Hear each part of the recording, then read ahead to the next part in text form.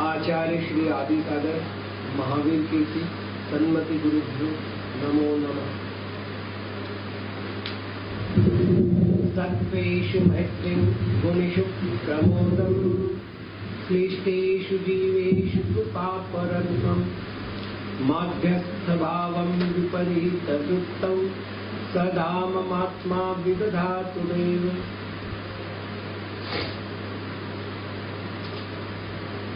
कल जो विषय पूर्ण हुआ था उस विषय में मेरे पास दो प्रश्न आए हैं। पहला प्रश्न है, मैत्री, प्रमोद, कारुण्य और माध्यस्थता का जो क्रम रखा है, क्या आचार्य परंपरा को यह क्रम मान्य है और क्या इस क्रम के पीछे कोई रहस्य है? इसका उत्तर ये है कि तत्वार्थ सूत्र के 7वें अधिकार में 11वां सूत्र है, मैत्री प्रमोद कारुण्य माध्यस्थानि च सत्व गुणाधिक क्लिश्यमाना विनेयेषु। अर्थात उसमें भी मैत्री, प्रमोद, कारुण्य और माध्यस्थ यही क्रम स्वीकार किया गया है। तो आचार्य परंपरा को भावनाओं का यही क्रम मान्य है। अब प्रश्न है, क्या इसके पीछे कोई रहस्य है? तो है। पहली भावना जो मैत्री भावना है, उसमें उन्होंने संसार के समस्त जीवों को संग्रह से ग्रहण किया है। अब उन्हीं जीवों को हम 3 भागों में बांट रहे हैं। उनमें से हम कुछ ऐसे जीव हटा देते हैं जिनका हमसे कोई संबंध नहीं है, न राग का है न द्वेष का है, न प्रीति का है न अप्रीति का है। जैसे दक्षिण अफ्रीका के सुदूरवर्ती क्षेत्र में कोई जीव रहता है, उससे मेरा कोई रिश्ता ही नहीं बनता। तो जब कोई लेन देन व्यवहार संबंध नहीं है, प्रवृत्ति निवृत्ति रूप संबंध नहीं है, तो उनके प्रति न तो मेरे मन में द्वेष उत्पन्न होता है, न मेरे प्रति मन में अनुराग उत्पन्न होता है। ऐसे समय में उन लोगों को केवल मैत्री भाव में हमने अंतर्भूत कर लिया। लेकिन जो मेरे संपर्क में आ रहे हैं, जिनसे मेरा व्यवहार है, उदाहरण के लिए मेरे माता पिता, मेरे गुरुजन, इनसे मेरा जो संबंध है, इनमें राग द्वेष संभव है।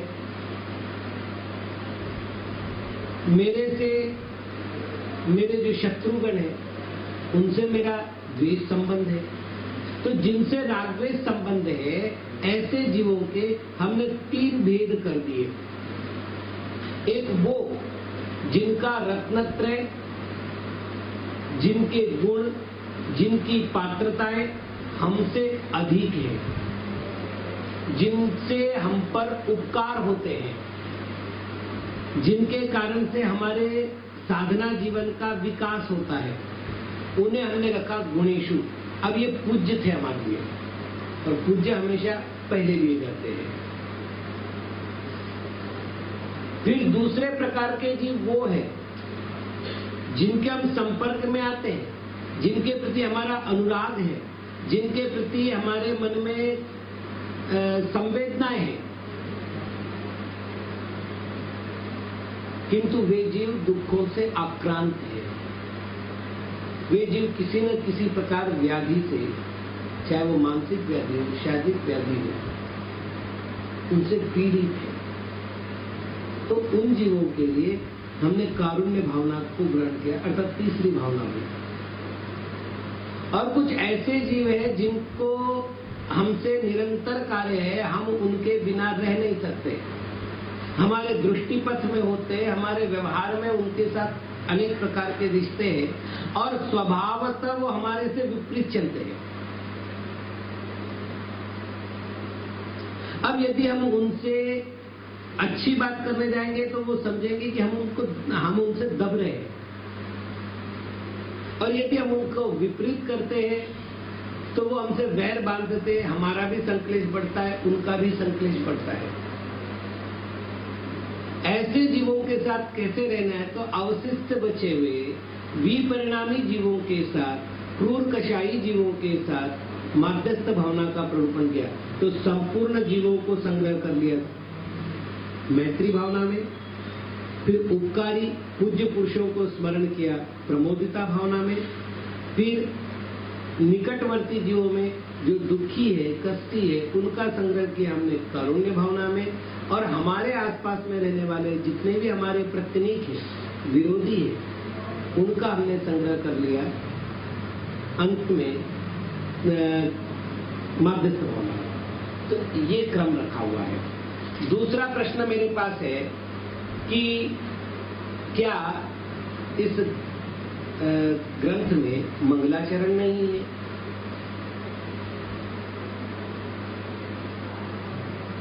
आचार्य परंपरा में मंगलाचरण की अनिवार्यता स्वीकार की गई है, अर्थात ग्रंथ के आरंभ में मंगलाचरण होना चाहिए, ये आर्ष परंपरा है।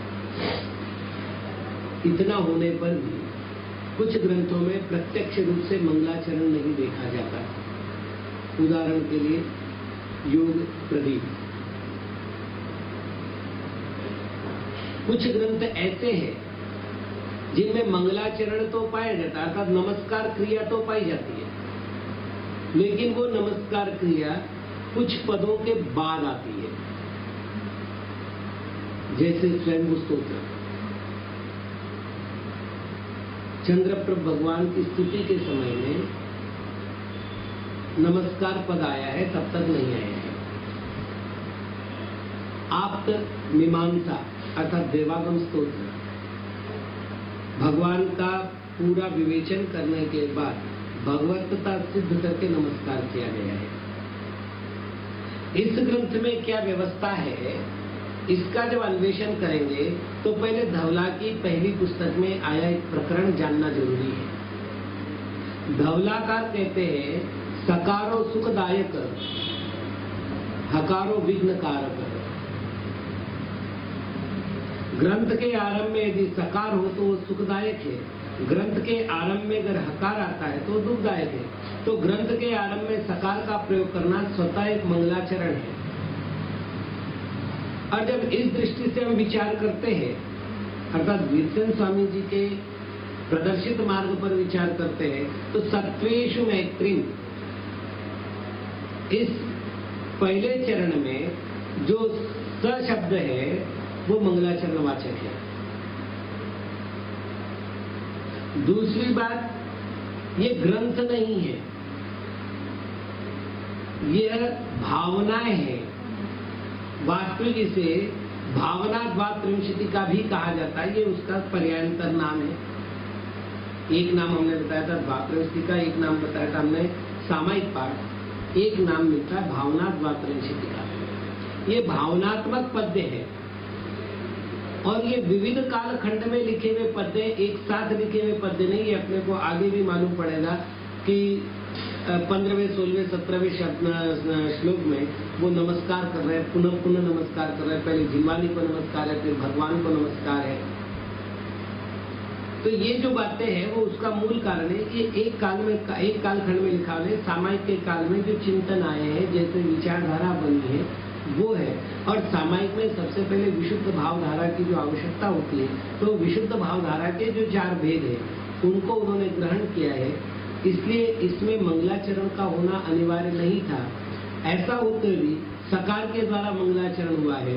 उसके अतिरिक्त एक और है, मंगलाचरण के लिए मंत्र शास्त्र की एक और विशेषता है। उन्होंने लिखा है कि बीजाक्षरों का प्रयोग अपने अपने इष्ट कार्य के लिए होता है। उदाहरण के लिए ह्रीम बीजाक्षर ये बुद्धि वर्धन के लिए होता है। क्षीण बीजाक्षर ये जल तत्व की पूर्ति के लिए होता है। रम बीजाक्षर अग्नि बीजाक्षर अतः अग्नि का उद्दीपन करने के लिए होता है। क्लीम बीजाक्षर संकट मोचक होता है। स्त्रीम बीजाक्षर लक्ष्मी की प्राप्ति के लिए होता है। तो बीजाक्षरों का जो मंत्र में प्रयोग होता है वह किसी विशेष उद्देश्य से होता है, सिद्धि प्रयोजन से होता है।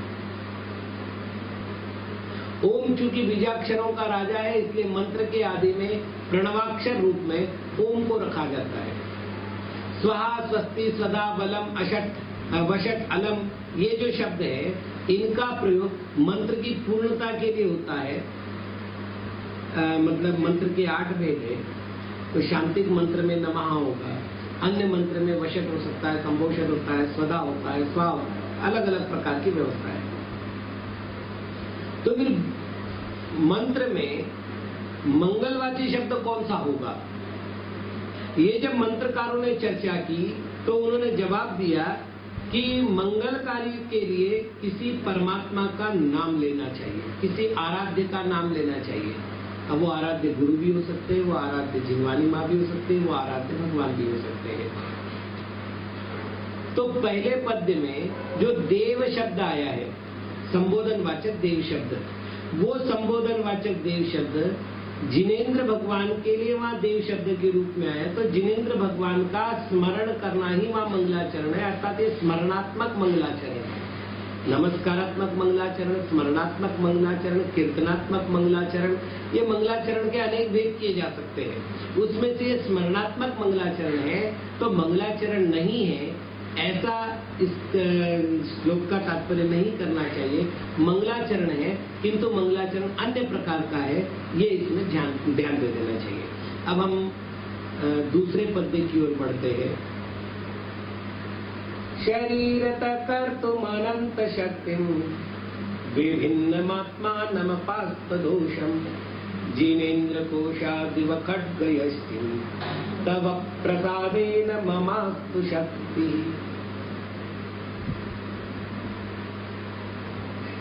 जिनेन्द्र, हे जिनेन्द्र भगवान, तव प्रसादेन, आपके प्रसाद से, मम शक्ति, मेरी शक्ति, कोशात, म्यान से, खड्ग यष्टिम, तलवार के इव समान, अनंत शक्तिम, अनंत शक्ति से सहित, अपास्त दोषम, दोषों से रहित, आत्मानम, आत्मा को, शरीरतः, शरीर से, विभिन्नम, पृथक, कर्तुम, करने के लिए, अस्तु, होवे।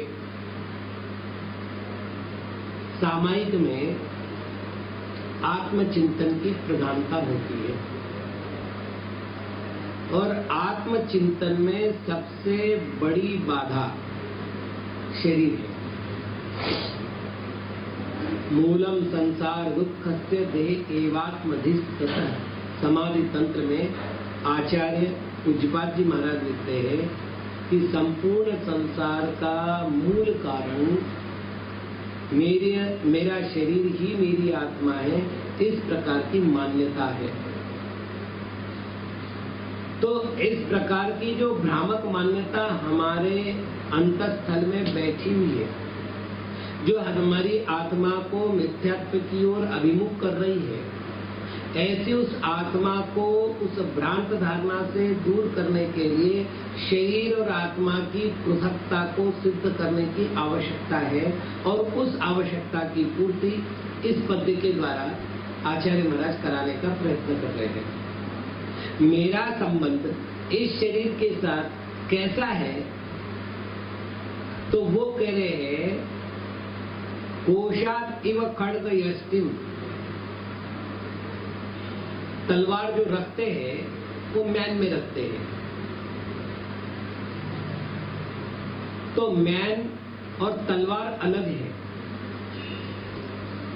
तलवार घर है, मैन निवासी है। तलवार निवासी और मैन घर है। अर्थात जैसे घर में कोई आदमी रहता है वैसे मैन में तलवार रहती है, लेकिन मैन में किसी को मारने की, काटने की क्षमता नहीं है जो तलवार में है। तो अब मैन के स्थान पर लीजिए शरीर और तलवार के स्थान पर लीजिए आत्मा। जैसे तलवार म्यान में रह रही है, वैसे यह आत्मा शरीर में रह रहा है, लेकिन म्यान जुदा, तलवार जुदा। वैसे आत्मा भिन्न और शरीर भिन्न। अनादिकालीन संस्कारों के कारण से मुझे लग रहा है कि शरीर ही आत्मा है। तो प्रभो तव प्रसादेन, आपके प्रसाद से, आपकी अनुकंपा से, आपकी कृपा से मुझ में ऐसी शक्ति प्रकट हो कि मैं इन दोनों को पृथक कर सकूं, अलग कर सकूं। तो ये भी एक भावना है। यद्यपि मुझे पता है कि मेरी आत्मा अनंत शक्ति संपन्न है, अनंत शक्ति में लिखा है, और अपास्त दोषम, दोषों से दूरवर्ती है। मेरी आत्मा में एक किंचित भी दोष नहीं है। ऐसा होते हुए भी शरीर के आश्रित अपने आप को मानता हुआ मैं दोषों से युक्त हुआ हूं और शक्ति से रहित हो चुका हूं। तो जैसे छोटा सा बालक होता है, अपने आप को वो असमर्थ समझता है, तो वह माता को बार बार पुकारता है और उसकी माँ उसके पास आकर के उसकी आवश्यकताओं की पूर्ति करती है। वही स्थिति भक्त करता है कि वो कह रहा है, प्रभु मैं तो अब अपनी शक्ति खो चुका हूं, दोषों से युक्त हो चुका हूं, अब मुझ पर कृपा कीजिए और मुझ में वह अपनी शक्ति पुनः लौटा दीजिए। यहाँ पर निश्चित है कि जब तक स्वयं का विसर्जन नहीं होता, पात्रताओं का अर्जन नहीं होता। तो स्वयं का विसर्जन करने के लिए हमारे पास दो उपाय हैं।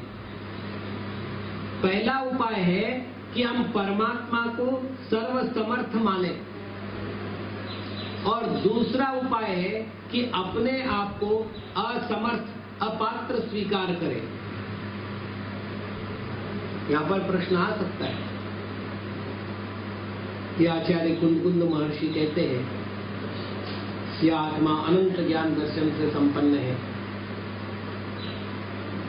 और कोई द्रव्य दूसरे द्रव्य को न कुछ देता है न उससे कुछ लेता है, तो फिर परमात्मा हमें अपनी शक्ति कैसे देंगे? जब शक्ति मुझ में है, परमात्मा मुझे कौन सी नवी शक्ति देंगे? थोड़ी सी भूल है। जहां पर ध्यान मार्ग होता है वहां हम स्वात्मनिष्ठ होते हैं, और जहां पर भक्ति मार्ग होता है वहां हम परमात्मनिष्ठ होते हैं। ध्यान में तू नहीं होता और भक्ति में मैं नहीं होता। ध्यान में मैं कहूंगा कि मैं अनंत शक्ति संपन्न आत्मा हूं, क्योंकि ध्यान परकीय आलंबन से रहित होता है। भक्ति में कहते हैं, प्रभु मैं तो बुद्ध्या विना विबुधार्चित पाद पीठ विगत त्रपोहम परिहास धाम, मैं तो निर्लज्ज हूं, उपहास का पात्र हूं, बुद्धि का मुझ में अभाव है। और जब हम ध्यान में जाएंगे तो कहेंगे कि अनंत ज्ञान मुझ में है। दोनों मार्ग अत्यंत भिन्न है। भक्ति का मार्ग एकदम सरल है। वहां पर मैंने एक ऐसा आराध्य चुन लिया है जिसने अपनी आत्मा को, अपनी परमात्मा शक्ति को पूर्ण रूप से उपलब्ध कर लिया है, और जब उसने पूर्ण रूप से उपलब्ध कर लिया है तो वो मुझे मार्गदर्शन दे सकता है, वो मुझे चला सकता है, ये मुझे ज्ञात है। अब आप देखिए ना, जब तक बालक चलना नहीं सीखता है, माता की अंगुली पकड़कर अथवा कोई साधन पकड़कर वो चलना लगता है, और जब चलना आ जाता है तो माता की अंगुली भी छोड़ देता है। यही साधक की दशा है। जब तक वो भक्ति मार्ग में है, किसी आराध्य का सहारा लेकर, किसी आराध्य की शरण लेकर के अपनी साधना करता है, और जैसे अपने आप में परिपक्वता प्राप्त करता है, आराध्य की शरण को भी एक ओर रख करके केवल आत्म शरण को प्राप्त करता है। तो भक्ति मार्ग का वर्णन है कि देव मैं अपास्त दोष हूं, लेकिन अभी तो दोषयुक्त हूं। मैं अनंत शक्ति संपन्न हूं, किंतु अभी मैं तो हीन शक्ति संपन्न हूं। तो ऐसे समय में आत्मा के जो वस्तुत्व को प्राप्त हुआ है, आत्मा के जो स्वरूप को प्राप्त हुआ है, ऐसे परमात्मा तो आप हैं। तो आप मेरे ऊपर कृपा कीजिए। कृपा करने का अर्थ यहाँ कोई ईश्वरवाद की प्रवृत्ति नहीं है। अनुकंपा आत्मा का स्वाभाविक गुण है और सिद्धों में भी पाया जाता है, ऐसा धवलाकार का मानना है। तो उस करुणा नाम के गुण को हमने औपचारिक रूप से कथन किया कि आप मुझ पर प्रसन्न हो और मुझे शक्ति प्रदान करो। अब महत्व का विषय ये है कि जब हम इस प्रकार की बात कर रहे हैं तो फिर प्रश्न उठता है कि आप शरीर से पृथक होना क्यों चाहते हैं। तो उसका उत्तर ये है, शरीर उद्गल द्रव्य है और मैं आत्म द्रव्य हूं। शरीर पर है अर्थात अजीव द्रव्य है, मैं स्व हूं अर्थात जीव द्रव्य हूं। अनादिकाल से दोनों का जो रिश्ता बना हुआ है, उस संबंध के कारण ही हमें एकता का प्रतिभास हो रहा है। अब इसको पृथक है कैसे निर्णय करेंगे? तो इसके लिए कुछ व्यवस्थाएं आचार्यों ने दी है।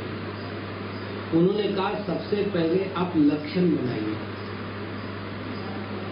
तो शरीर का लक्षण है शृणाति इति शरीरम। जो शीर्ण होता है, जीर्ण होता है, कमजोर होता है, विनष्ट होता है, क्षरण को प्राप्त होता है, उसको शरीर शीर्णाति इति शरीरम। और अति जानाति इति आत्मा। जो अति अर्थात जानता है उसे आत्मा कहते हैं। तो शरीर में और आत्मा में लक्षण भेद है और एक नियम, जिनमें लक्षण भेद होता है उनमें वस्तु भेद होता है, द्रव्य भेद होता है। मिर्ची लाल है, टमाटर लाल है, तो फिर क्या मिर्ची और टमाटर एक है? तो कहेंगे नहीं, मिर्ची का लक्षण चरपरापन है, टमाटर का लक्षण खट मीठापन है। तो जिसका लक्षण अलग हो गया वो वस्तुएं अलग हुई। सोना और पीतल दोनों एक जैसे दिखते हैं, लेकिन उनके लक्षण भिन्न भिन्न हैं। तो हम सोना खरीदते समय पीतल नहीं लेते, पीतल खरीदते समय सोना नहीं लेते, लक्षण भिन्न भिन्न है। तो जिनके लक्षण भिन्न होते हैं वो वस्तुएं नियम से भिन्न होती है। शरीर का लक्षण है क्षीण होना, आत्मा का लक्षण है जानना। जब दोनों भिन्न भिन्न हैं तो उनको भिन्न स्वीकार करना पड़ेगा और भिन्नता ही मानना मोक्ष मार्ग है। फिर अब एक प्रश्न आता है कि दोनों का लक्षण भिन्न है और कोई भिन्नता है क्या? तो और बहुत सी चीजें भिन्न है। उदाहरण के लिए शरीर मूर्ति है, आत्मा अमूर्ति है। शरीर मलिन है, ज्ञानांकुश में एक श्लोक आया है, अत्यंत मलिनो देहो, आत्मा अत्यंत शुचि। शरीर अत्यंत मलिन है, आत्मा अत्यंत शुचि है। शरीर कुछ काल में साथ रहने वाला है, जन्म से मरण करेगा। आत्मा इस भव में भी साथ में और भवांतरों में भी साथ में।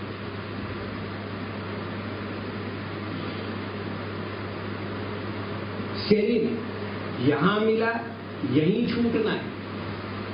आत्मा मिला नहीं, वो मैं हूं, मेरा अस्तित्व है। आचार्य कुंकुद महाराज ने अष्टपहुड़ में, आचार्य पूज्यपाद जी महाराज ने समाधि तंत्र में कुछ उदाहरण दिए हैं। वे कहते हैं कि कपड़ा बदल लेने से आत्मा मतलब शरीर नहीं बदलता, उसी प्रकार शरीर रूपी कपड़ा बदल लेने से आत्मा नहीं बदलती।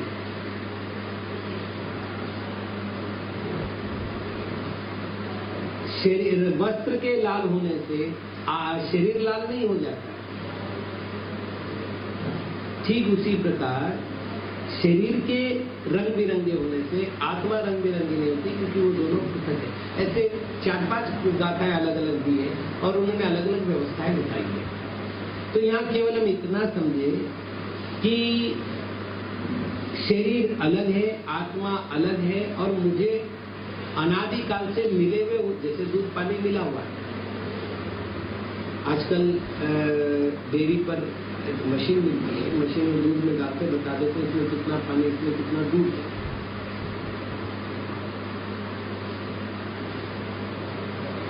मैंने भी अब वो मशीन डाल दी जिसका नाम है भेद विज्ञान। तो मुझे अब मालूम हो रहा है कि आत्मा क्या है और शरीर क्या है, लेकिन मेरी असमर्थता ये है कि मैं उनको अलग नहीं कर पा रहा हूं। तो उस अलग करने के लिए जो मुझे सामर्थ्य की आवश्यकता है, अपने दोषों को दूर करने के लिए मुझे जिस आलंबन की आवश्यकता है, हे परमात्मा आप मुझे वो आलंबन प्रदान कीजिए। तो यहाँ तव शब्द को जिनेंद्र के साथ जोड़ना है। जिनेंद्र यहाँ संबोधन है, जो सामने होता है, बातचीत हम कर रहे हैं तो उसका केवल नाम लिया जाता है। तो हे जिनेंद्र, आपके प्रसाद से मुझ में ये शक्ति उत्पन्न हो कि मैं इस शरीर को, इस आत्मा को, दोनों को अलग अलग कर सकूं, अर्थात दूध का दूध और पानी का पानी कर सकूं। तो कुल मिलाकर के इस पद्य का सार ये हुआ है कि ये जिनेंद्र भगवान, यद्यपि मेरी आत्मा अनंत शक्ति से संपन्न है, संपूर्ण दोषों से रहित है, फिर भी आज तक भ्रम के कारण मैंने उसको एक मान करके शरीराश्रित सुख दुख को आत्माश्रित सुख दुख माना, और मैं क्लेशित होता रहा, संसार में परिभ्रमण करता रहा। अब मैं संसार के परिभ्रमण से क्लांत हो चुका हूँ, थक चुका हूँ। अब मुझ पर आप ऐसी कृपा कीजिए कि जैसे म्यान से तलवार अलग की जाती है, वैसे अपनी अनंत शक्ति प्राप्त करके मैं इस शरीर से आत्मा को अत्यंत पृथक कर सकूं। शरीर के सन्निधि में आकर के जिस मोह भाव को मैंने उत्पन्न किया है, उसने मेरे पूरे गुणों को दोषों में बदल रखा है, विपरिणमन करा रखा है, विभाव रूप में बदल रखा है। वो मेरे सारे के सारे दोष नष्ट हो जाए और मैं शुद्ध पवित्र आत्म तत्व को प्राप्त कर सकूं। तो ये आज के इस पद्य का ये अर्थ हुआ। शेष बात समय मिलने पर। ओम नमः।